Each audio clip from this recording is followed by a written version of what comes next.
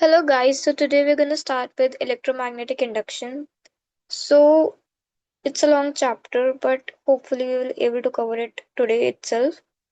So पहला topic क्या है मैग्नेटिक फ्लक्स। जैसे हमने इलेक्ट्रिक फ्लक्स पढ़ा, इलेक्ट्रिक फ्लक्स क्या था अगर आपको याद हो इलेक्ट्रोस्टैटिक्स में कि number of field lines passing through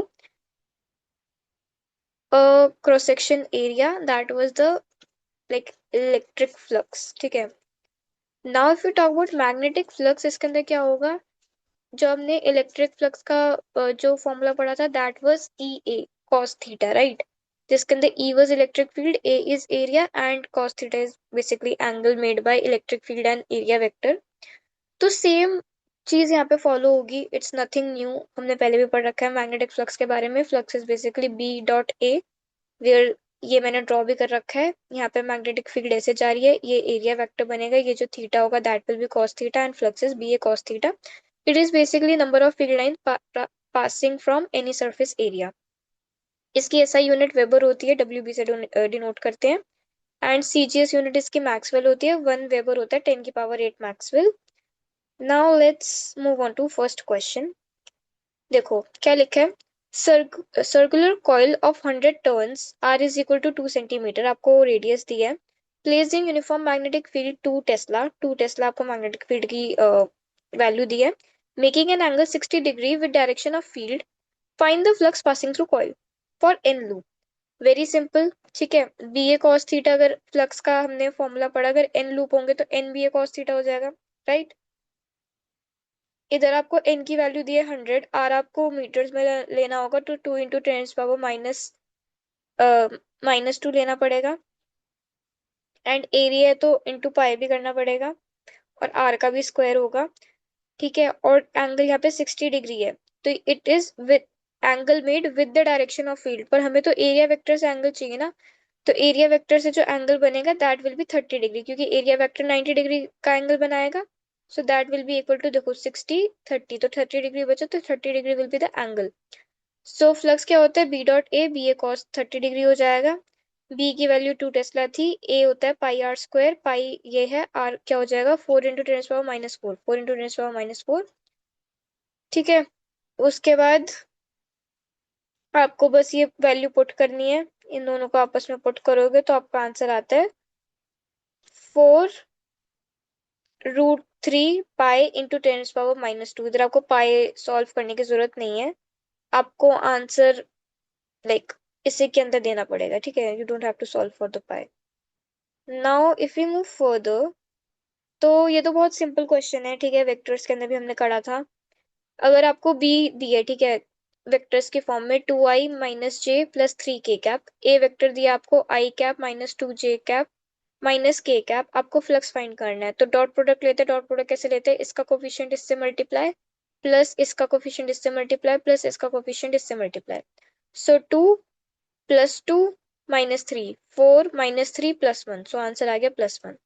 so this was also a simple question. Now the main thing start. अब हम फेराडे एक्सपेरिमेंट के बारे में बात करेंगे कि फेराडेज ने क्या एक्सपेरिमेंट करा था। तो जैसे कि आप देख सकते हो, ये मैंने एक कॉइल बनाई है, ठीक है, ये कॉइल है एंड ये गैल्वेनोमीटर इसमें लगा है, एंड ये एक बार मैग्नेट है। इसके अंदर ये नॉर्थ है, ये साउथ है, ठीक है। नॉर्थ से आपको पता है फील्ड निकलती है, ऑब्वियसली ये क्लोज लूप बनाते तो ये साउथ से ही निकल के आ रही होंगी, but that's not important right ना। इम्पॉर्टेंट इसके नॉर्थ से इस तरफ आपने वेलोसिटी दी है इस बार मैग्नेट को, और ये इस तरफ मूव कर रही है। तो माइकल फेराडे ने क्या करा, Michael Faraday demonstrated the reverse effect of Oersted experiment.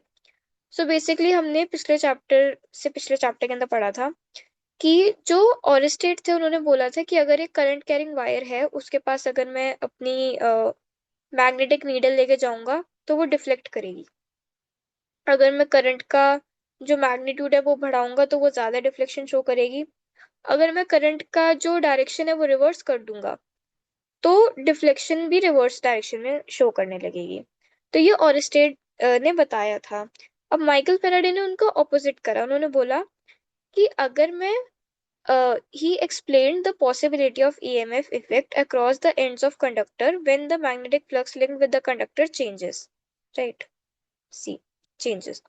तो इन्होंने क्या बोला कि जब, अगर मैं ऐसे करके अगर करंट करंट जहाँ पे करंट कैरिंग लूप है वहां पे अगर मैग्नेटिक एक फील्ड वो जनरेट कर रहा है, ऐसे तो ईएमएफ भी क्रिएट होना चाहिए जब आप एक मैग्नेटिक फ्लक्स जो एक कंडक्टर के साथ लिंक है उसे चेंज करते हो। तो एक ईएमएफ भी इंड्यूस होना चाहिए, ऐसा उन्होंने सोचा एंड फिर उन्होंने एक्सपेरिमेंट करा। सो उन्होंने ये पाया कि जब वो बार मैग्नेट को उसकी उस वेलोसिटी से मूव कर रहे थे हमारे कॉइल की तरफ, तो एक सच में एक था कि ईएमएफ इंड्यूस हुआ उधर। So whenever there is a magnetic flux passing through a coil is changed with respect to a point on an EMF is induced. तो जब जब मैग्नेटिक फ्लक्स चेंज होगा थ्रू द कॉइल तो एक EMF induce होगा, और इसी phenomena को हम कहते हैं ईएमआई, इलेक्ट्रोमैग्नेटिक इंडक्शन। सो सबसे मेन बात क्या हमने देखी कि जो इंड्यूस्ड ईएमएफ है that does not depend on the nature of the coil, वो नेचर ऑफ कॉइल पे बिल्कुल डिपेंड नहीं कर रहा है। Induced EMF is directly proportional to the rate of change of flux. Rate of change of flux क्यों? क्योंकि हमने नोट करा, सपोज ये तो एक सेटअप था, ठीक है, कि उन्होंने वी वेलोसिटी से बार मैग्नेट को जो हमारी कॉइल थी उसके अंदर हमने ले जाके भेजा। अगर हम उन दोनों को सेम मोशन करवा रहे थे, मतलब अगर मैं बार मैग्नेट को भी वी वेलोसिटी से टुवर्ड्स राइट मूव कर रही हूँ और कॉइल को भी वी वेलोसिटी से टुवर्ड्स राइट मूव कर रही हूँ, तो दोनों के अंदर फ्लक्स तो चेंज होगा नहीं, तो तब कोई भी ईएमएफ इंड्यूस नहीं हो रहा था। वेयर एज अगर मैं बात करूं कि अगर मैं सिर्फ एक चीज को फिक्स रख रही हूँ और दूसरे को मूव कर रही हूँ तो ईएमएफ इंड्यूस हो रहा था। तो हमें क्या पता चला that it is based on change of flux, rate of change of flux and not on the flux itself. तो E induce का फॉर्मूला हमें क्या मिला? It is directly proportional to d phi by D t, change rate of change of flux. तो हमने proportionality हटाई, equal to लगाया, constant लगाया, तो उन्होंने वो कांस्टेंट को k नाम दिया और k इज इक्वल टू 1 था, तो E induced का फॉर्मूला आया d phi by D t. Now when a magnet is held stationary anywhere near or inside the coil, the galvanometer does not show any deflection. यही मैंने अभी आपको बोला कि अगर मैं उसको एक जगह पे लाके रख दूं या मैं उसका मोशन साथ साथ करवाऊं तो तब कोई डिफ्लेक्शन नहीं आ रहा था। When the north pole of the strong bar magnet is moved towards the coil, the galvanometer shows deflection right to the zero mark, and when magnet is moved away, the deflection is left to the zero mark. तो इन्होंने एक चीज notice करी कि जब इन्होंने जो strong मतलब जो बार मैग्नेट का नॉर्थ पोल था उसका जब कॉइल की तरफ मूव करा तो वो राइट की तरफ डिफ्लेक्ट हुआ, अगर उन्होंने उसे दूर कर दिया तो लेफ्ट की तरफ डिफ्लेक्ट हुआ। So the deflection in galvanometer is more, and one more thing they noticed कि गैल्वेनोमीटर में डिफ्लेक्शन ज्यादा है जब मैग्नेट तेज मूव कर रही है और कम है जब मैग्नेट स्लो मूव कर रही है। तो अब इस एक्सपेरिमेंट से हमें पता क्या चला? देखो, whenever there is a relative motion between the source of magnetic field magnet and the coil, an EMF is induced in the coil. When the magnet and coil move towards each other, then the flux linked with the coil increases and EMF is induced. तो जब जब flux link with the coil change होगा, जो linked flux है उसके अंदर change आएगा, तब तक EMF इंड्यूस्ड होगा। When magnet and coil move away from each other, the magnetic flux linked with the coil decreases. Again, EMF is induced. This EMF lasts so long as the flux is changing. And जब तक flux change होता रहेगा तब तक EMF induced रहेगा। जैसे ही flux change होना बंद हो गया तो EMF हट जाएगा। Due to this EMF, an electric current starts to flow and galvanometer shows deflection. EMF induce होगा तो EMF की वजह से जो करंट है वो फ्लो होना स्टार्ट हो जाएगा, इसी की वजह से गैल्वेनोमीटर में डिफ्लेक्शन आता है। अब फेराडेज ने लॉ ऑफ ईएमएफ बताया, ठीक है, तो ईएमआई का उनका फर्स्ट लॉ क्या था? Whenever magnetic flux link with the coil link with the closed surface changes and EMF is induced in the current in a circuit, and this induced EMF lasts so long as the change in the magnetic flux continue. तो इसका क्या basically मतलब है कि जब जब जो magnetic flux link with the coil होगा वो चेंज होगा तब तक ईएमएफ इंड्यूस होगी, और ये तब तक रहेगी जब तक मैग्नेटिक फ्लक्स का चेंज कंटिन्यू रहता है। नाउ लेंज ने क्या बताया? According to Lenz law direction, अब हम डायरेक्शन के बारे में बात करेंगे। अभी तक हमें क्या पता चला कि ईएमएफ इंड्यूस होता है जब जब flux linked with the coil change होता है। Direction of induced current is always in such a way that it opposes by the reason by which it is produced. तो बेसिकली ये जिस वजह से क्रिएट होगा, जिस वजह से एग्जिस्टेंस में आएगा, जो मैंने आपको मैग्नेटिज्म मेटर में बात करी थी कि जिस वजह से एग्जिस्टेंस में आएगा ये उसी का अपोजिशन करेगा। ठीक है, based on conversation of energy E induced is equal to minus D phi by D T. तो यहाँ पे जो नेगेटिव साइन है दैट शोज अपोजिशन की डायरेक्शन जो है वो ऑपोजिट होगी, एंड इसे mechanical form of Lenz law के नाम से भी जाना जाता है। It is based on conservation of energy. Now अब हम डायरेक्शन देखेंगे कि डायरेक्शन कैसे होती है। इसमें बेसिकली आपका राइट हैंड थंब रूल लगेगा जो पहले हमने सीख रखा है। तो देखो, find the direction of induced current as shown by the observer, as observed by the observer. तो देखो ये नॉर्थ पोल है, ये मैं कॉइल की इस तरफ लेके जा रही हूँ वी वेलोसिटी से, और आपकी जो आईज है वो यहाँ है। ठीक है, इवन तो ये आईज लग नहीं रही है बट ये आईज है। अब आपको बताना है कि जो लूप है उसके अंदर किस तरफ करंट फ्लो करेगा। तो देखो, अगर वेलोसिटी इस तरफ है, ठीक है, तो मतलब यहाँ पे जो मैग्नेटिक फील्ड है वो इस तरफ जा रही है, मतलब टुवर्ड्स द लेफ्ट। अगर आप देखोगे तो ये लेफ्ट की तरफ जा रही है और बढ़ रही है, तो ये लेफ्ट में बढ़ रही है। तो आपको जो करंट आपका फ्लो करेगा वो इस तरीके से करना चाहिए कि ये राइट में आ जाए, जो आपकी मैग्नेटिक फील्ड हो वो राइट में हो। तो देखो, अगर मैं ऐसे करूं, ठीक है, अगर मैं इस तरह से कर्ल करूं अपनी उंगलियों को, तो मेरा थंब जो होगा वो राइट की तरफ आएगा, राइट की तरफ आएगा, मतलब ऑपोजिशन हो गया है। ठीक है, और अगर मैं यहाँ से देखूं, तो आप यहाँ से देखो, आपको क्या लग रहा है, एंटी क्लॉकवाइज है ना, एंटी क्लॉकवाइज है, तो इसलिए यहाँ पे जो आंसर है दैट इज एंटी क्लॉकवाइज। ऐसे ही आगे के क्वेश्चंस भी हम देखेंगे ताकि हमें डायरेक्शन क्लियर हो जाए। तो देखो, इधर अंदर की तरफ है, ठीक है, इनसाइड है मैग्नेटिक फील्ड और इंक्रीज कर रही है। इनसाइड इंक्रीज कर रही है तो मुझे ऐसा चाहिए कि बाहर की तरफ आए। तो बाहर की तरफ ऐसे है कि थंब बाहर की तरफ रहेगा, तो उंगलियां कैसे ऐसे मूव कर रही है, तो ये भी क्या है, एंटी क्लॉकवाइज। अब ये अंदर की तरफ है और डिक्रीज कर रही है, डिक्रीज कर रही है तो मतलब इसका ऑपोजिशन करना है, मतलब ये डिक्रीज नहीं होनी चाहिए, इसे मेंटेन रखना है। तो अंदर की तरफ, थंब अंदर की तरफ आया तो ये कैसे बन रहा है, ये बन रहा है clockwise.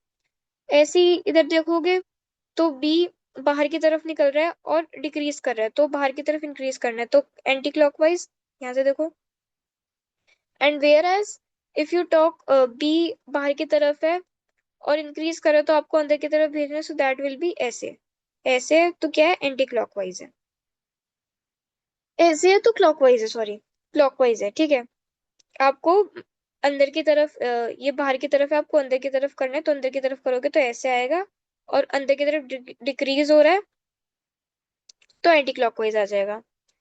Now if we talk about this, देखो ये तो भी हमने सीखा, नॉर्थ है, अब वेलोसिटी बाहर की तरफ है, मतलब ये दूर जा रहा है, दूर जा रहा है, तो ये वाली चीज जो लेफ्ट हैंड साइड में है, उसमें डिक्रीज कर रही है, तो आपको लेफ्ट हैंड साइड में इंक्रीज करना है, तो आप ऐसे करोगे, राइट, ऐसे करोगे तो ये क्या बन रहा है, क्लॉकवाइज बन रहा है। वेयरएज यहाँ पे क्या होगा, यहाँ पे एंटी क्लॉक डायरेक्शन हो जाएगी, तो ऐसे करके हमें डायरेक्शन पता चल जाएगी। Now we will talk about induced parameters.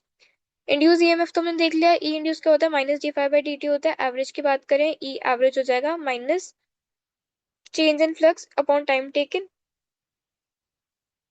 Where as induced current की बात करें तो हमने क्या पढ़ा था, V is equal to I R. तो अगर आपको आई निकालना है तो V बाई आर करना पड़ेगा। यहाँ पे V क्या है, E इंड्यूस्ड है, इंड्यूस्ड का फॉर्मूला कहता है d phi by D T. तो आई इंड्यूस्ड क्या हो जाएगा, minus one by R into d phi by d into d phi by D T. तो ये और एवरेज करोगे तो delta phi by delta t हो जाएगा, तो ये आपका इंड्यूस्ड करंट का फॉर्मूला आ जाएगा। वेराज क्यू इंड्यूस्ड का फॉर्मूला देखोगे तो that will be minus delta phi upon R. अब ये कैसे आया, देखो हमें पता है जो करंट होता है that is basically D Q by D T, rate of flow of charge. अब मैंने डी टी ऊपर ले गई मैं और डी क्यू इधर रहा।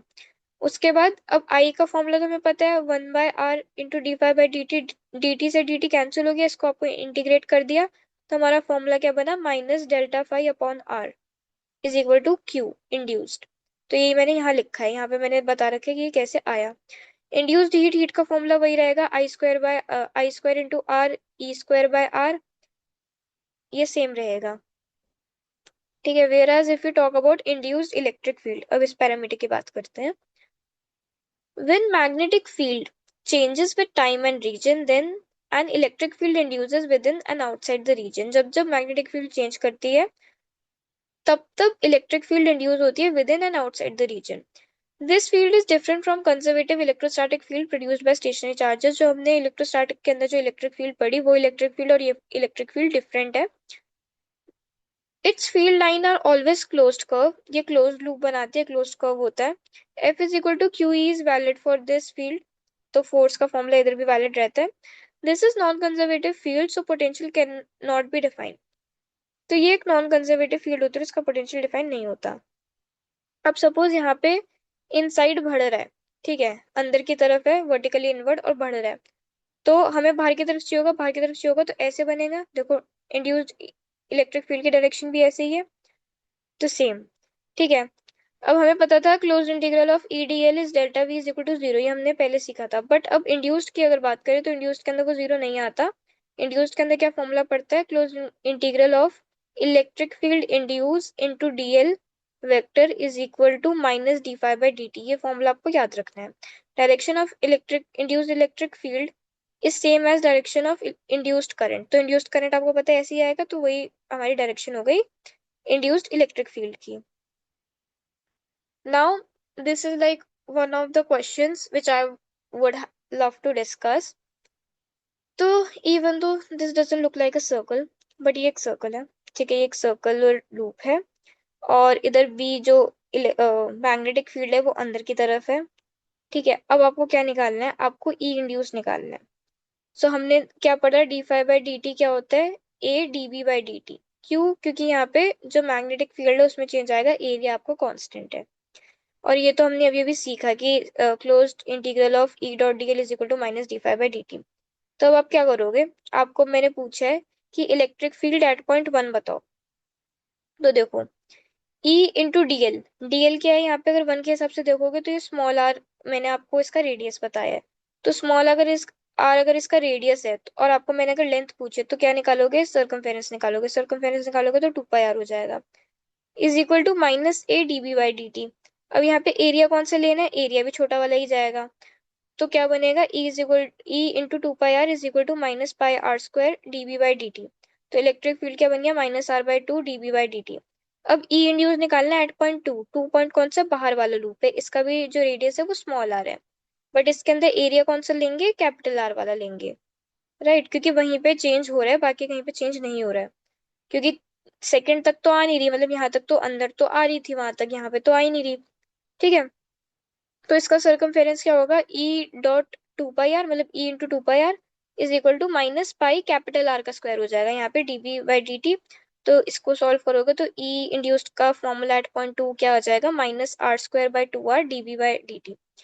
अब ई इंड्यूस्ड एट थ्री, यहाँ पे सिर्फ आपको R is equal to capital R लिख देना, तो आपका फॉर्मूला क्या बनेगा, minus R by two D B by D T. See, ऐसे हम सॉल्व करेंगे, एंड ये फॉर्मूला आपको याद रहना चाहिए। नाउ टाइप्स ऑफ ईएमआई, तो अलग अलग टाइप की ईएमआई होती है, हमें फ्लक्स का फॉर्मूला पता है, बी ए कॉस थीटा। अब स्टैटिक ईएमआई के अंदर हमारे दो आगे टॉपिक आएंगे, एक होगा सेल्फ इंडक्शन, एक होगा म्यूचुअल इंडक्शन। इसके अंदर जो हमारी मैग्नेटिक फील्ड होगी वो वेरी करेगी, और जो हमारा एरिया और थीटा होगा वो कांस्टेंट रहेगा। सेकंड आती है डायनेमिक ईएमआई, इसके अंदर हमारा एरिया वेरी करेगा और मैग्नेटिक फील्ड और थीटा कांस्टेंट रहेगा। थर्ड हमारी होती है पीरियोडिक ईएमआई, इसमें थीटा वेरी करेगा और मैग्नेटिक फील्ड और एरिया कांस्टेंट रहेगा। सेल्फ इंडक्शन की अब हम बात करते हैं, हम स्टैटिक ईएमआई के अंदर चले गए हैं। When current in a coil change with respect to time, the flux related to coil is also changed. तो जब जब करंट किसी कॉइल के अंदर चेंज होगा विद रिस्पेक्ट टू टाइम, तब तक फ्लक्स भी चेंज होगा। So an EMF is induced in the same coil and this is called self induction. तो अगर आप किसी कॉइल का करंट चेंज करोगे तो फ्लक्स भी चेंज होगा, एंड इसी वजह से ईएमएफ इंड्यूस हो जाता है। This EMF opposes the change in current, coefficient of self induction is denoted by L. तो सेल्फ इंडक्शन का जो कोफिशिएंट होता है वो कैपिटल एल से हम कहते हैं। तो हमने क्या देखा कि फ्लक्स चेंज होगा तो करंट चेंज होगा तो फ्लक्स चेंज होगा, तो flux is directly proportional to I, तो phi is equal to L I. तो एल क्या हो गया, फाई बाय आई। फाई का क्या होता है, N B A cos theta. तो यहाँ पे एन बी ए हम कॉस जीरो, हाँ कॉस जीरो लेंगे यहाँ पे। सो एन बी ए बाय आई, इसका यूनिट क्या होता है, हेनरी होता है, और वेबर पर एम्पियर होता है। इसका डायमेंशन अगर आप इस फॉर्मूले से निकालोगे तो आपको मिलेगा M1L2T-2 A-2। सो ये इसका डायमेंशन होता है, ये भी आपको याद रहना चाहिए। L is a constant of coil and it is independent through current of coil. तो जो करंट है that is directly proportional to flux, but L constant है, वो इंडिपेंडेंट होता है करंट से। तो ये बात आपको याद रखनी है कि वो करंट पे डिपेंड नहीं कर रहा है। अब इंड्यूस्ड ईएमएफ की बात करें तो हमें पता है ई होता है minus D phi by D T. अब यहाँ पे फाइव क्या हो गया, एल आई हो गया। क्यों? क्योंकि देखो ऊपर से भी मैंने देखा five was directly proportional to I, proportionality हटा कांस्टेंट लगा तो एल आई बन गया, तो यहाँ पे मैंने एल आई लिख दिया। तो ई का मेरे पे नया फॉर्मूला क्या आ गया, minus L D I by D T. इसे हम इंड्यूस्ड ईएमएफ और बैक ईएमएफ के नाम से भी जानते हैं। Now self inductance of a solenoid. अब phi is equal to L I के अंदर अब हमें सोलेनोइड का वो लिखना है, तो सोलेनोइड कैसे लिखोगे, देखो फाइव के अंदर बी ए होता है, ठीक है, बी ए कॉस थीटा होता है। अब इधर मैं क्या चाहूंगी आपसे कि आप जो फाइव है ना उसकी जगह पे आप मैग्नेटिक फील्ड ना सोलेनोइड की लिखो। सोलेनोइड की मैग्नेटिक फील्ड क्या होती थी, B is equal to mu naught N I, जहाँ पे एन होता था टर्न डेंसिटी, तो टर्न डेंसिटी को हम क्या लिख सकते थे, एन बाय एल। तो देखो अब आपको यही लिखना है, फाइव बाई आई मैंने नीचे कर दिया। अब देखो N is equal to mu naught N by L I, और एरिया तो वैसे ही रहेगा और आई से आई कैंसिल होगी क्योंकि ये आई में नीचे लेगी, हम सेल्फ इंडक्टेंस मतलब एल निकाल रहे हैं। तो मेरा फॉर्मूला क्या बना, mu naught N N square into A by L, right. अब क्या करा मैंने, फॉर्मूला थोड़ा इजी करने के लिए ये मैंने थोड़ा वो भी लिख रखा है कि एल, ये तो मतलब अब आपको सिंपल लगेगा, एल हमारा सेल्फ इंडक्टेंस है, ये जो नीचे वाला एल है ये लेंथ ऑफ सोलेनोइड है, ये एरिया है, ये नंबर ऑफ टर्न्स है, और ये म्यू नॉट तो हमारा कांस्टेंट है जिसकी वैल्यू थी 4.2 × 10⁻⁷। अब इसका फॉर्मूला थोड़ा आसान करने के लिए ना कि हम इसे टर्न डेंसिटी के फॉर्म में लिख सके, तो मैंने लेंथ से मल्टीप्लाई और डिवाइड करा है। तो मेरा फॉर्मूला क्या बना, म्यू नॉट स्मॉल एन का स्क्वायर ए एल, ठीक है। ए एल को हम यहाँ पे वॉल्यूम में लिख सकते हैं क्योंकि एरिया इंटू लेंथ तो वॉल्यूम होता है। अब एन स्क्वायर यहाँ पे क्या है, small N square, that is turn density, तो ये मैंने टर्न डेंसिटी के फॉर्म में भी और टर्न्स और लेंथ अलग अलग इसके फॉर्म में भी लिख रखा है। अगर आपको सेल्फ इंडक्टेंस ऑफ मीडियम पूछा जाए तो म्यू नॉट इंटू म्यू और N square A by L करोगे तो आपको self inductance inside a medium भी पता चल जाएगी। Energy stored in the inductor की फॉर्मूला क्या होता है, हाफ एल आई स्क्वायर, ये फॉर्मूला आपको याद रखना है। एनर्जी डेंसिटी ऑफ इंडक्टर, इस मतलब डायरेक्ट फॉर्मूला बेस्ड क्वेश्चन आते हैं, so that's why it's like just the formula. Energy density of inductor की बात करें तो जो हमने मैग्नेटिक फील्ड में पढ़ा that's the same formula, U by V. Energy density क्या होती है, energy per unit volume, that is basically B square by two mu naught, जहाँ पे बी मैग्नेटिक फील्ड है एंड म्यू नॉट तो हमारा कांस्टेंट ही है। Now we have to talk about mutual inductance. Mutual inductance को हम एम से डिनोट करते हैं। Whenever current passing through primary coil or circuit change with respect to time, then magnetic flux in neighboring secondary coils और circuit will also changes with respect to time. जब जब मैं current change करूंगी किसी primary circuit में तो जो secondary coil के अंदर फ्लक्स होगा वो भी चेंज होगा। सही बात है, राइट।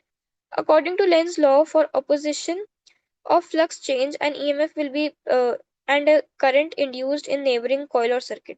तो लेंस लॉ की वजह से ऑपोजिशन करना पड़ेगा जो भी चेंज होगा उसका, जिसकी वजह से जो नेबरिंग कॉइल हमारा होगा उसके अंदर हमें ईएमएफ और करंट इंड्यूस मिलता हुआ दिखेगा। देखो अब मैंने डायग्राम के थ्रू समझाने की कोशिश करी है। ये मेरा प्राइमरी सर्किट है, ठीक है, ये ई इसकी बैटरी है, एम्पियर यहाँ पे मैंने एम मीटर लगा रखा है, आई वन इस पे करंट है, एन वन इसका नंबर ऑफ टर्न्स है, फाई वन इसका फ्लक्स है, बी वन इसका मैग्नेटिक फील्ड है, आई वन इसका करंट है। इसके अंदर मैंने करंट चेंज करा तो इसके अंदर से फ्लक्स, क्योंकि मैग्नेटिक फील्ड तो यहीं से जा रही है तो इसका फ्लक्स भी चेंज होगा। इधर मैंने गैल्वेनोमीटर लगाया, इसके अंदर डिफ्लेक्शन हुई जब यहाँ पे मैंने चेंज करा, एंड इसके टर्न्स एन टू है, फ्लक्स इसका फाई टू है, मैग्नेटिक फील्ड बी टू है और करंट इसका आई टू है। सो आई वन और बी वन चेंज होगा, ठीक है। तो हमें क्या पता चला कि इसके अंदर जो एन टू और फाई टू है that is directly proportional to I one. जब जब number of turns flux two के मतलब number of turns circuit two के और फ्लक्स सर्किट टू का बदलेगा तब तक आई वन ये डायरेक्टली प्रोपोर्शनल होगा आई वन के। सो इसके अंदर अब प्रोपोर्शनैलिटी हटी, कांस्टेंट आया, कांस्टेंट हमारा म्यूचुअल इंडक्टेंस मतलब एम आया, तो N two phi two would be equal to M I one. So mutual inductance का फॉर्मूला क्या बना, N two phi two by I one. So N two phi two को आप क्या लिख सकते हो, B one into A two. तो यहाँ पे देखो B one into A two है, एंड इसको हम क्या लिख सकते हैं एक और तरीके से, इंड्यूस्ड ईएमएफ को E is equal to minus M D I by D T. So ये प्रोपोर्शनैलिटी कांस्टेंट होता है एम, जैसे म्यूचुअल इंडक्टेंस करते हैं, और ये भी करंट पे डायरेक्टली डिपेंड नहीं करता, this is also independent of current, जैसे हमने सेल्फ इंडक्टेंस की बात करी थी। Mutual inductance in terms of inductance of solenoid, देखो अगर ये दो यहाँ पे वैसे दिख नहीं रहे, बट मैंने दो वो बनाए हैं solenoid which are coaxial with each other. तो कोएक्सियल सोलेनोइड का जो के होता है that is 1। K is basically coupling power. तो म्यूचुअल इंडक्टेंस का फॉर्मूला क्या होगा? के अंडर रूट L1 L2। जो कोएक्सियल सोलेनोइड होते हैं उनका के 1 होता है। तो और के मैक्सिमम भी 1 हो सकता है। मतलब के कपलिंग पावर बेसिकली क्या है कि देखो, अगर मैंने इसे एक साथ रख दिया, मतलब ये कोएक्सियल है कि यहाँ पे ये सोलेनोइड है, साथ में एक और सोलेनोइड है। अब अगर जो मेरा दूसरा सोलेनोइड है उसको मैं बिल्कुल इसके साथ रखने की बजाय टेढ़ा रख दूं, मतलब मैं ऐसे करके रख दूं, समझ रहे हो? तो कुछ कुछ लाइंस जो होंगी जो पास करेंगे मेरे दूसरे सोलेनोइड से, तो हमारा कपलिंग पावर कम हो जाएगा। तो ऐसे ही हम कपलिंग पावर जज करते हैं। अब इसके अंदर तो जितनी मैग्नेटिक फील्ड लाइंस यहाँ से पास करेंगे उतनी उससे भी पास करेंगे, क्योंकि दोनों को एक्चुअली रखे हुए हैं। तो इसलिए इसका के मैक्स जो होता है, जो कपलिंग पावर होता है, वो 1 होता है। यूनिट एंड डायमेंशन जो हमने ऊपर देखे एम और एल के, वो दोनों सेम होते हैं। M is independent of current through primary coil, ये मैंने अभी अभी बताया। And it is constant for both circuit के लिए कांस्टेंट रहता है। Now we will talk about one question. So देखो, ये जेई का पूछा हुआ क्वेश्चन है। Find mutual inductance between two concentric coplanar coils in which R1 is much greater than R2 and current is I1 flowing through in outer ring. Number of turns are N1 and N2. सो हमें पता है mutual inductance. देखो यहाँ पे R1 R2 दिए, यहाँ पे जो ड्राइंग है वो थोड़ी नीचे से बना रखी है मैंने, ये देखो, ये है ड्राइंग। एक आपका ये N2 रेडियस है, मतलब ये R2 रेडियस है, N2 इसका नंबर ऑफ टर्न्स है, ये R1 रेडियस है और N1 इनके नंबर ऑफ टर्न्स है।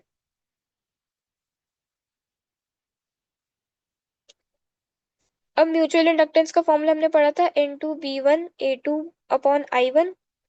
अब बी वन आप कैसे निकालोगे? देखो इसके अंदर अब आपको जो जरूरत पड़ेगी वो पड़ेगी चैप्टर जो हमने पहले पढ़ा। हमने पढ़ा था magnetic field due to coil. उसका फॉर्मूला क्या बना था? μ0 Ni/2R। तो वही आपको यहाँ पे लिखना है। तो N2 तो एज इट इज रहेगा μ0 Ni/2R। R1 यहाँ पे R1 लिया जाएगा, क्योंकि हम अंदर बाहर वाले कॉइल की बात कर रहे हैं। ठीक है, R1 बड़ा वाला कॉइल है तो बाहर वाले कॉइल की बात कर रहे हैं, तो R1 मैंने ले लिया। और एरिया छोटे वाले का लिया जाएगा, सो π/R2 का स्क्वायर। एंड नीचे I1 था, I1 से I1 कैंसिल हो गया। फर्दर मैंने सॉल्व करा तो मेरा यहाँ पे आंसर क्या बन के आता है? N2 × N1 μ0 π/R2 का स्क्वायर अपॉन में 2R1। सो इसको आप प्रोपोर्शनैलिटी के फॉर्म में भी याद रख सकते हो कि जो म्यूचुअल इंडक्टेंस होता है that is directly proportional to R2 का स्क्वायर अपॉन R1। सो ये भी आप याद रख सकते हो। तो ऐसा आपको निकालना है। बस बेसिकली जो इसके अंदर ट्रिकी पार्ट रहेगा वो है कि आपको बस ये मैग्नेटिक फील्ड का फॉर्मूला याद रहना चाहिए, जो कि आपको ऑब्वियसली याद रहेगा। एंड बाकी तो बस आपको सेम है। एंड ऐसे क्वेश्चंस, मतलब ये तो this was one of the questions, right? ऐसे बस अलग अलग क्वेश्चंस है। किसी के अंदर आपको स्क्वायर लूप लगा के दे दिया है, कंसेंट्रिक स्क्वायर लूप है, कभी बाहर वाला स्क्वायर है अंदर वाला सर्कल है, कभी बाहर वाला सर्कल है अंदर वाला स्क्वायर है। बस इस टाइप के आपके क्वेश्चंस होंगे म्यूचुअल इंडक्टेंस के base. Now we will talk about dynamic EMI. Dynamic EMI क्या? डायनेमिक ईएमआई को हम मोशनल ईएमएफ के नाम से भी जाना जाता है।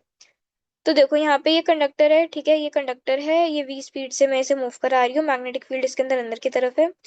इसके अंदर अब आप v×b करो, तो देखो v मैग्नेटिक फील्ड अंदर की तरफ है तो v×b ऊपर की तरफ आया। बट एक चीज आपको याद रखनी है कि इसके अंदर इलेक्ट्रॉन्स है, तो इलेक्ट्रॉन्स का चार्ज ऑपोजिट होता है।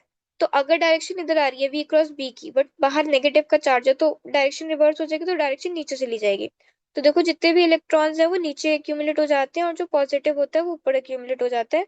तो कभी भी आप v×b करोगे, कभी भी अगर आपको बैटरी बनानी है, आपको v×b करके देखना पड़ेगा। और जहां पे आपके थंब का डायरेक्शन होगा वो आपको हाई पोटेंशियल देगा, एंड जो आपका थंब के ऑपोजिट डायरेक्शन होगा वो आपको लो पोटेंशियल देगा। अब ये v वेलोसिटी से मूव कर रहे हैं, मतलब इसके ऊपर जो फोर्स लग रही है वो बैलेंस होंगी, मतलब जो Fe होगा that will be balance to force of magnetic field. तो ये हो जाएगा ई ये हमें मतलब पहले से पढ़ रखा है, Q v×b होता है। इधर भी आप Q की जगह E लिख दोगे, E से ही कैंसिल हो जाएगा। अब इलेक्ट्रिक फील्ड की जगह, अगर आपको याद हो, हमने इलेक्ट्रोस्टैटिक्स में पढ़ा था कि इलेक्ट्रिक फील्ड को हम क्या लिख सकते हैं? -dv/dl। इसका मैग्नीट्यूड ले लोगे तो dv/dl हो जाएगा, राइट? जब हमने पढ़ा था पोटेंशियल अगर निकालना है तो E/dl का इंटीग्रेशन करना पड़ेगा, दैट द सेम थिंग। ठीक है, सो dv/dl मैंने यहाँ लिख दिया। वी क्रॉस बी, यहाँ पे वी देखो, वी से मतलब कंफ्यूज नहीं होना है। डीवी बाई डी एल, जो ये वाला वी है दैट इज बेसिकली मेरा पोटेंशियल, और ये जो वी क्रॉस बी है ये वाला वी मेरा वेलोसिटी है, स्पीड है, राइट। सो अब मैंने इसे ऊपर मल्टीप्लाई में भेज दिया, तो मेरा पोटेंशियल डिफरेंस का फॉर्मूला क्या बना, वेलोसिटी का क्रॉस प्रोडक्ट मैग्नेटिक फील्ड के साथ और उसका डॉट प्रोडक्ट डीएल लेंथ के साथ। सो डेल्टा वी का फॉर्मूला जो ईएमएफ का फॉर्मूला बनेगा that is basically V cross B dot DL. ये फॉर्मूला आपको याद रखना है। अब सपोज ये एक वायर है, ये एक वायर है, ठीक है, इसके अंदर करंट ऐसे मूव कर रही है, एंड जो मैग्नेटिक फील्ड है वो इनवर्ड है, ठीक है, मतलब इनटू द प्लेन है। ये ए पॉइंट है, ये बी पॉइंट है, ये सी पॉइंट है, वेलोसिटी मैंने इसे इस तरफ दे रखी है। तो इसके अंदर जैसे हमने फोर्स के अंदर देखा था ना कि आपको सिर्फ फाइनल और इनिशियल पॉइंट को मिलाकर देखना है, मतलब you don't have to like इसका आपको पर्टिकुलरली लेंथ नहीं निकालना है, आपको सिर्फ फाइनल और इनिशियल देखना है। तो वही यहाँ पे करना है, जो ईएमएफ इंड्यूस होगा ए बी सी के क्रॉस वही ए सी के क्रॉस होगा। तो आपको ईएमएफ इंड्यूस निकालना है, तो आपको ये पूरी लेंथ लेनी है, तो आपका आंसर क्या बनेगा, वीबीएल, वीबीएल, ठीक है। Direction of high potential along V cross B, ठीक है, वी क्रॉस बी करोगे तो आपको डायरेक्शन ऑफ हाई पोटेंशियल मिल जाएगा। अब आपका ईएमएफ जीरो कब कब हो सकता है, आपका ईएमएफ जीरो तब होगा जब आपका वी और एल या तो पैरेलल हो, ठीक है, पैरेलल होंगे तो साइन जीरो जीरो हो जाएगा, या एंटी पैरेलल हो, साइन 180 भी जीरो होता है। VBL are coplanar, it is an equilibrium, VB coplanar है तो वो इक्विलिब्रियम के अंदर भी है। Now if you talk about this question, देखो वेलोसिटी मैंने इस तरफ को दी, ठीक है, जो मैग्नेटिक फील्ड है वो इनसाइड है, मतलब इनटू द प्लेन है। ये थीटा है, थीटा हमारा 60 डिग्री है, 60 डिग्री है मतलब ये इक्विलेटरल ट्राइंगल है जिसके अंदर ये लेंथ एल है, ये लेंथ एल है। तो अगर ये दोनों लेंथ एल है तो ये लेंथ भी एल होगी। मैंने बोला कि इनिशियल फाइनल को मिला दो तो ये भी एल हो जाएगा, तो आंसर क्या बन जाएगा, ये ये यहाँ से 90 डिग्री बना रहा है, तो वी भी साइन 90, और ये दोनों के बीच में जीरो एंगल बन जाएगा। वी क्रॉस बी करोगे, देखो वी क्रॉस बी तो भी ऊपर आया और लेंथ की डायरेक्शन भी ऊपर ही आई, तो कॉस जीरो हो जाएगा। तो हमारी जो ईएमएफ इंड्यूस्ड का वैल्यू होगा that will B VBL. Now EMF induced EMF across rod in transverse electric field. अगर हम ट्रांसफर इलेक्ट्रिक फील्ड की बात करें तो उसके अंदर कैसे होगा, देखो वेलोसिटी इस डायरेक्शन के अंदर है, ये थीटा एंगल बना रहे, थीटा एंगल बना रहे, तो वेलोसिटी दो कंपोनेंट्स के अंदर बढ़ जाएगी, वी कॉस थीटा इस तरफ हो जाएगा, वी साइन थीटा इस तरफ हो जाएगा। मैग्नेटिक फील्ड इनसाइड है, मतलब इनवर्ड है इनटू द प्लेन, लेंथ ये है, करंट ये है, तो आपको जो ईएमएफ का फॉर्मूला होता है that is basically VBL sine theta, ये आपको याद रखना है। अब इसके पे बेस्ड क्वेश्चन कैसे है, देखो ये एक एल रॉड मतलब एल लेंथ का ये कंडक्टर है, मैग्नेटिक फील्ड इनसाइड है, वेलोसिटी से 30 डिग्री का एंगल बना रहे हैं, तो लेंथ से कितना बनाएगा, 60 डिग्री का बनाएगा। तो वीबीएल साइन 60, साइन 60 क्या होता है, √3/2, तो आपको ईएमएफ इंड्यूस क्या आ जाएगा, VBL √3/2। Now we will talk about earth का मैग्नेटिज्म क्या होता है। So let's get started. ये अर्थ है, ठीक है, इवन तो लग नहीं रही है पर ये है, ये नॉर्थ है, ये साउथ है, ठीक है। अब अर्थ की जो फील्ड होती है उसके दो कंपोनेंट्स होते हैं, एक हॉरिजॉन्टल कंपोनेंट होता है, एक वर्टिकल कंपोनेंट होता है। अगर आप यहाँ पे खड़े होगे तो आपको कौन सा वाला मैग्नेटिक फील्ड ऑब्जर्व होगा, आपको वर्टिकल ऑब्जर्व होगा, हॉरिजॉन्टल आपको जीरो लगेगा। आप इधर इक्वेटोरियल पे, इक्वेटोरियल यहाँ पे मतलब इक्वेटोरियल पॉइंट होता है ना, यहाँ पे खड़े होगे तो आपको वर्टिकल जीरो लगेगा, आपको हॉरिजॉन्टल महसूस होगा। और अगर आप साउथ मतलब यहाँ पे एक्सट्रीम एंड पे खड़े होगे तो आपको जो वर्टिकल लगे होगा वो लगेगा और हॉरिजॉन्टल आपको नहीं पता चलेगा। अब इसके अंदर से मैं क्या कहना चाह रही हूँ वो समझते हैं। सो केस वन अगर हम देखें, if a rod of length L is dropped of keeping in it, ठीक है, dropped of keeping in it, कौन सी डायरेक्शन में रखा है, ईस्ट और वेस्ट। सो देखो ये ईस्ट है, ये वेस्ट है, ये रॉड है और मैंने इसे छोड़ दिया, ठीक है। तो अगर मैं इसे ऐसे मूव करूं तो कौन सी वाली जो फील्ड लाइंस है वो कट रही है, हॉरिजॉन्टल कट रही है, तो इसके अंदर आपको हॉरिजॉन्टल कंपोनेंट लेना है। So E would be equal to V B H, मतलब horizontal component of magnetic field into L. North south direction में अगर मैंने रखा, सो नॉर्थ साउथ डायरेक्शन में रखा, तो देखो ऐसे ऐसे मूव करा मैंने, ठीक है। अब ना मेरी वर्टिकल वाली कट रही है और हॉरिजॉन्टल वाली तो मेरी ऊपर की तरफ है, तो इधर तो वो भी नहीं कट रही, तो यहाँ पे मेरा जो ईएमएफ हो जाएगा वो जीरो हो जाएगा। वेयर एज केस 2 की अगर बात करें तो rod is making in north and south direction, ठीक है। तो हम नॉर्थ साउथ में रॉड को रख रहे हैं, मूव कर रहे हैं नॉर्थ साउथ डायरेक्शन के अंदर by keeping its length in east west direction. तो ईस्ट वेस्ट डायरेक्शन में मैंने इसकी लेंथ रख दी और अब मैं इसे ऐसे मूव कर रही हूँ, तो मेरा हॉरिजॉन्टल वाला कंपोनेंट फिर से कटेगा। तो E would be equal to VBH into L, where BH is the horizontal component of magnetic field। अब यहाँ पे मैंने क्या करा, यहाँ पे मैंने ईस्ट वेस्ट डायरेक्शन के अंदर मूव करना है, ठीक है, ऐसे ऐसे by keeping its length along north and south. तो अगर मैं ऐसे ऐसे मूव करूँ तो हॉरिजॉन्टल कंपोनेंट इसमें भी कटेगा, तो इसका भी जो फॉर्मूला होगा that is basically E is equal to VBH into L। Now motion of rod conducting in transverse magnetic field.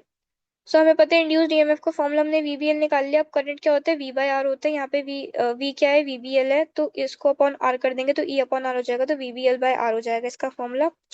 Force का फॉर्मूला हमने मैग्नेटिज्म एंड मैटर में पढ़ा था, आइडियल क्रॉस बी होता है, I L B sine theta होता है। अब यहाँ पे आई का फॉर्मूला हम यहाँ से निकाल के रख देंगे, वीबीएल बाय आर जो हमने अभी इंड्यूस्ड करंट का निकाला, बाकी एल बी सेम रहने देंगे। तो इसका फॉर्मूला बनता है V into L square into B square upon R. Whereas power का फॉर्मूला निकाले तो पावर का फॉर्मूला होता है फोर्स इंटू वेलोसिटी। तो इसको अगर आप सॉल्व करोगे तो आपका आंसर आता है वीबीएल का होल स्क्वायर बाय आर, और ई स्क्वायर बाय आर के फॉर्म में भी आप इसे लिख सकते हो। Now rotation of rod in transverse magnetic field. So अभी ये एक रॉड है, ठीक है, इसकी लेंथ एल है और मैं इसका रोटेशन कर रही हूँ ट्रांसवर्स मैग्नेटिक फील्ड के अंदर। तो कैसे होगा, यहाँ पे मैग्नेटिक फील्ड इनसाइड की तरफ है और ओमेगा इसकी एंगुलर वेलोसिटी है। अब हमें पता है कि वेलोसिटी क्या होता है, आर इंटू ओमेगा, ठीक है। एरिया इसका ए है, ईएमएफ इंड्यूस निकालना है, तो हमें पता है E is equal to VBL होता है। अब यहाँ पे मैं वेलोसिटी की जगह क्या लिख सकती हूँ, आर ओमेगा लिख सकती हूँ, तो मैंने आर ओमेगा लिख दिया, बाकी बी डी आर लिख दिया। अब ओमेगा और बी तो मेरा कांस्टेंट है, वो तो बाहर आ गया। यहाँ से मैंने जीरो से एल, एल लेंथ है मेरी रॉड की, और आर डी आर, अब आर डी आर का इंटीग्रेशन करोगे तो आर स्क्वायर बाय टू हो जाएगा। अब आर स्क्वायर बाय टू मैंने लिख दिया और लिमिट्स डालनी है मेरे को एल से जीरो, तो V B L square by two. तो मेरा ईएमएफ का फॉर्मूला क्या बन गया, half B omega L square. ये आपको याद रखना है। इसके अंदर जितने भी कनेक्शन होते हैं वो पैरेलल के अंदर होते हैं, that's why induced EMF as it is रहता है, which is E is equal to half V omega L square. तो कभी भी अगर आपको पैरेलल कनेक्शन दिख जाए तो आपको इंड्यूस्ड ईएमएफ का फॉर्मूला सेम ही रहता है, वो आपको चेंज नहीं करना है। Now the next topic comes is periodic EMI. देखो अब ये सेटअप समझते हैं। ये नॉर्थ पोल है, ये साउथ पोल है, ठीक है। ये कॉइल है, इस इसके अंदर एन टर्न्स है, ए इसका एरिया है, ये ओमेगा हमारी वो है एंगुलर वेलोसिटी जिससे मैंने इसे घुमाया है, ठीक है। ये लोड है, यहाँ पे मैंने लोड लगाया है। ये स्लिप रिंग्स है, स्लिप रिंग्स क्या करती है, हेल्प करती है कनेक्शन को बने रहने का विदाउट शॉर्ट सर्किटिंग, कि बिना शॉर्ट सर्किटिंग के वो हमारा मतलब वायर एक दूसरे में टकरा ना जाए। और जो लोड है वो किसी भी टाइप का बल्ब हो सकता है, कुछ भी हो सकता है, कि जहाँ पे हमें इलेक्ट्रिसिटी प्रोड्यूस करनी है। कार्बन ब्रशेस का काम भी होता है कि दोनों वायर को जब जैसे मैं इसे घुमाऊं तो करंट मतलब जो वायर्स हैं वो एक दूसरे पे ओवरलैप कर सकते हैं, तो वो ना करें, तो इसलिए कार्बन ब्रशेस भी लगाए जाते हैं। अब हमें फ्लक्स का फॉर्मूला क्या पता है, N B A cos theta. Coil is rotating with angular velocity omega, theta हमारा एंगुलर डिस्प्लेसमेंट है, in time T, theta is equal to omega into T, ये हमें पहले से पता है। क्यों, क्योंकि देखो ये बेसिकली कहाँ से आया, वो हमने फॉर्मूला पढ़ा था ना, S is equal to U T plus half A T square. ये बस हमने रोटेशन का फॉर्मूला लगाया है यहाँ पे, ठीक है। क्योंकि यहाँ पे हमारा जो एक्सेलरेशन है उसे हम एंगुलर एक्सेलरेशन कहते हैं, जो कि हमारा अल्फा होता है, और एंगुलर एक्सेलरेशन यहाँ पे जीरो है, कांस्टेंट वेलोसिटी से वो मूव कर रहा है। इसलिए क्या बचा यहाँ पे, एंगुलर डिस्प्लेसमेंट लिख दिया मैंने, theta is equal to omega T. तो ये theta is equal to U T बचा, हाफ ए टी स्क्वायर मेरा कैंसिल हो गया क्योंकि मेरा ए जीरो था। Now flux is equal to N B A cos omega T, ठीक है। कॉस थीटा की जगह मैंने क्या लिख दिया, ओमेगा टी। अब D phi by D T अगर मैं करूँ तो क्या हो जाएगा, एन बी ए ओमेगा, क्योंकि यहाँ पे इसका ओमेगा कांस्टेंट तो बाहर आ जाएगा। जैसे अगर मैं लिखूँ कॉस टू टी, जैसे ये इसको आप समझ लो कि ये कॉस टू थीटा है। कॉस टू थीटा का अगर मैं डिफ्रेंसिएशन करूँ तो क्या हो जाएगा, minus two sine two theta. तो यही यहाँ पे करना है, minus cos minus N B A omega sine omega T, ठीक है। उसके बाद आपको पता था minus D phi by D T E M F हो जाता है, तो इधर नेगेटिव साइन हट जाएगा, तो क्या बन जाएगा, N B A omega sine omega T, आपका ई एम एफ का फॉर्मूला आ गया। अब ई इज इक्वल टू आप ई नॉट साइन ओमेगा टी लिख सकते हो, जहाँ पे ई नॉट क्या है, एन बी ए ओमेगा, और यह आपकी मैक्सिमम वैल्यू है ई एम एफ की, क्योंकि साइन ओमेगा टी की मैक्सिमम वैल्यू क्या आ सकती है, 1 आ सकती है, तो ये आपका एज इट इज बचेगा एन बी ए ओमेगा। अब आई क्या होता है, आई होता है ई बाय आर, तो अब N B A omega upon R sine omega T, तो इधर आई नॉट क्या हो जाएगा, N B A omega by R, देखो नीचे मैंने लिख भी रखा होगा, आई नॉट क्या है, ई नॉट बाय आर, और क्या लिख सकते हो, N B omega by R. अब ये साइन और कॉस का थोड़ा सा आपको ग्राफ समझने की जरूरत है, उससे ना चीजें आसान हो जाती हैं। तो देखो, cos lead sine by pi by two, ये आपको बचपन से पता है। देखो, अब जो हमारा फ्लक्स का फंक्शन था दैट वाज कॉस, राइट, क्योंकि वो कॉस ओमेगा टी था, एनबीए कॉस ओमेगा टी। तो ये कॉस आपको पता है, कॉस की जो जीरो पे वैल्यू होती है दैट इज 1। तो ये देखो, ये 1 से ये मैक्सिमम से शुरू हो रहा है, और जो हमारा ईएमएफ है d phi by D T, मतलब वो साइन के फंक्शन है, तो वो जीरो से शुरू हो रहा है। ठीक है, फ्लक्स का फॉर्मूला क्या होता है, NBA cos omega T, E का क्या होता है, E not sine omega T, और लिख सकते हैं NBA omega cos omega T, और आई का क्या होता है, I not sine omega T, NBA omega by R sine omega T. अब जो आपको देखने की चीज है, जो यहाँ से आपको इंपॉर्टेंट पॉइंट्स पता चलते हैं, when flux is maximum then EMF is zero. अगर फ्लक्स आपका मैक्सिमम है तो मतलब कॉस जीरो है, और कॉस जीरो है तो फ्लक्स मैक्सिमम है, और साइन जीरो तो जीरो होता है, तो इसलिए बोले कि तब ईएमएफ जीरो हो जाएगा। When EMF is maximum then flux is zero, सही बात है। Phase difference between flux and EMF, phase difference between EMF and current is zero, ठीक है, क्योंकि दोनों ही हमारे कॉस के फंक्शन है। Whereas phase difference between current and flux is pi by to, क्योंकि एक साइन है कॉस है, एंड हमें पता है cos lead sine by pi by two. Now we will talk about dynamo, और इसे एसी जनरेटर भी कहते हैं, जो मैंने हमने ऊपर पढ़ा उसको, उसका नाम ही एसी जनरेटर है, ठीक है, जो हमने पीरियोडिक ईएमआई का पूरा सेटअप पढ़ा that is basically AC generator. So AC generator converts mechanical energy into electrical energy. इसका वर्किंग प्रिंसिपली पीरियोडिक ईएमआई होता है, जो हमने ऊपर डिस्कस करा that was basically periodic EMI only. Generator के 3 बेसिक सेक्शन होते हैं, ठीक है, अर्वेचर सर्किट जो इंटरनल होता है, कन्वेयर सिस्टम जिसके अंदर स्लिप रिंग्स और कनेक्टर ऑफ टू सर्किट होते हैं, जो हमने कार्बन ब्रशेस की बात करी, और load circuit. Conveyor system consist of slip rings and electric brushes, और जिसे कार्बन ब्रशेस भी कहते हैं। अब एडी करेंट्स क्या होते हैं, ये हमारा लास्ट टॉपिक है। It is a group of induced current which are produced when metal bodies placed in time varying magnetic field, or they move in external magnetic field in such a way that flux through them changes with respect to time. So it is a group of induced current, वो एक ऐसे group of induced current है जिसे eddy current कहते हैं, वो तब तब प्रोड्यूस होती है जब जब टाइम वेरिंग मैग्नेटिक फील्ड के अंदर किसी कॉइल को लेके जाया जाता है, ठीक है। जब flux with respect to time change होता है तब तक वो इंड्यूस करंट उसके अंदर प्रेजेंट होती है।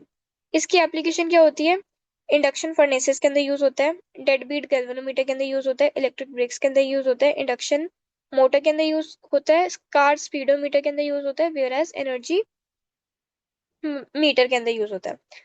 तो ये एडी करेंट्स का आपको बस ये कॉन्सेप्ट पता होना चाहिए, एडी करेंट्स अपोज करती हैं मैग्नेटिक फील्ड का।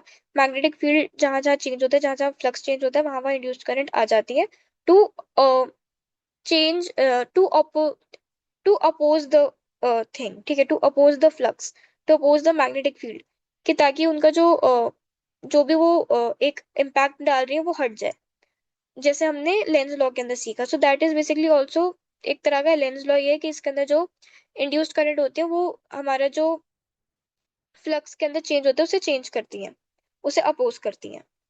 So that's all for today, thank you.